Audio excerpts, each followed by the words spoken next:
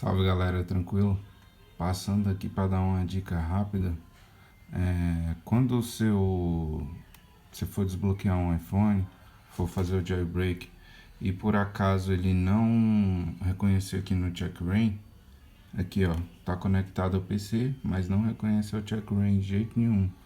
Aqui o que que você deve fazer? Você deve passar o software no iPhone de novo.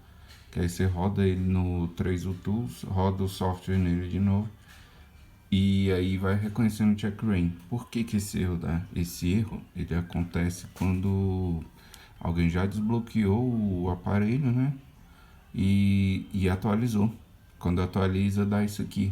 Aí ele fica tipo como se tivesse na senha de bolinha, porém não está. E aí o checkra1 não reconhece.